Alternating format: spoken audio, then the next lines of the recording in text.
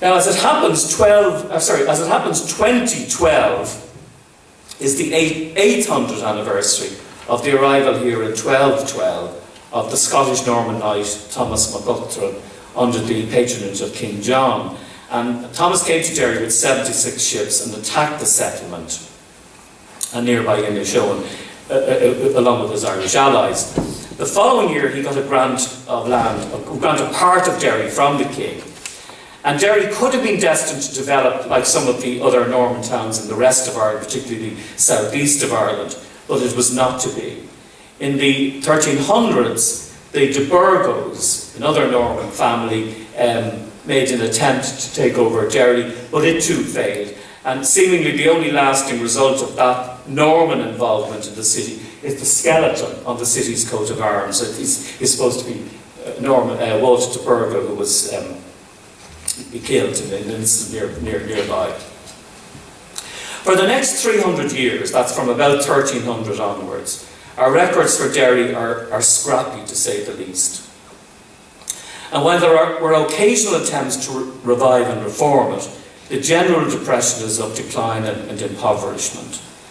As I outlined earlier, from the early 16th century, it looks as if the O'Donnell family were attempting to revive Derry, particularly as a pilgrimage destination dedicated to St. Columcille. And of course, across Europe, pilgrimage development was one of the big economic drivers of that period. Again, those efforts were not successful for a variety of reasons, not the least of which was a change in the Tudor government's attitude to Gaelic Ireland. After 1,000 years of ups and downs, Derry was set to be captured by the English, and a little later to become the site for the city of Londonderry. And this is the map made by those first English conquistadors who take over the city, take over the Derry in December 1600.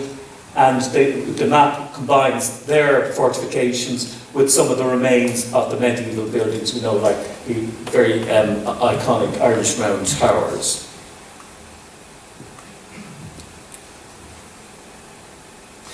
Now, although a city, described as a city, Londonderry remained remained very small. But during the 17th, 18th and early 19th centuries, it was actually bigger than Belfast. The latter, of course, began to grow with the onset of industrialisation. Some industrialisation did come to Derry. There was a small amount of shipbuilding in the early 19th century. But more importantly, from the 1840s onwards, shirt making arrived in the city. It was to grow into an enormous industry in the city. And indeed leaves the city today with the challenge of what to do with its heritage of redundant factories. By the 1920s, about 18,000 people against a population of 45,000 were working in the shirt industry. Overwhelmingly, the bulk of those were women. Traditionally in Derry, women had the jobs. Men were unemployed, giving a distinct sociology to the city.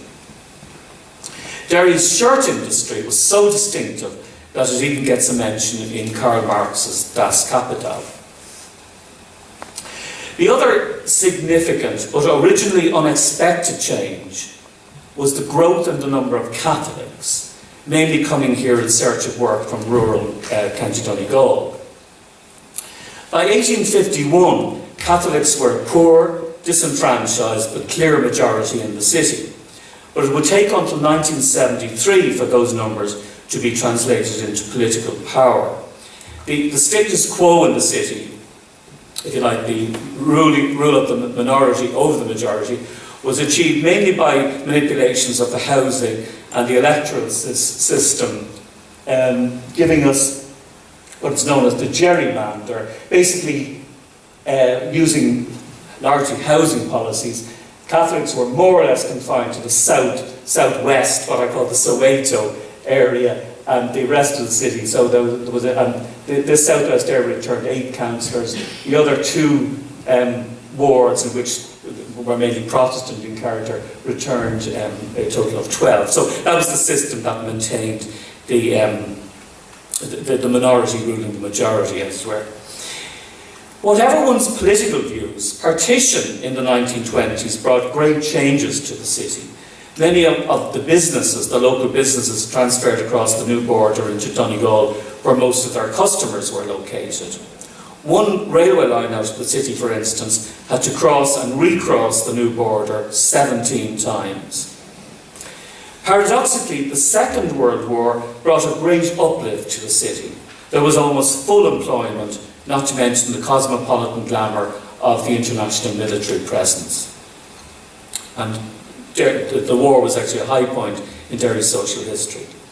However, Derry's underlying economic, political and religious problems remained intact, to re-emerge again when post-war decline set in.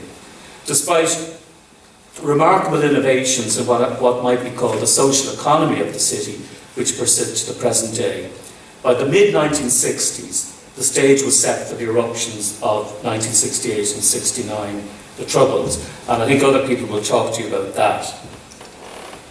There is so much more about the history of the city that I could tell you, its cultural life, its music, sport, literature, art, etc. But there isn't time for that. But I think if I had to capture the whole of that history in one word, it would be the word resilience. For at least 1,500 years, people have been making and remaking Derry and Londonderry. And with the peace process now secure, I'm sure that will continue into the future. Thank you very much.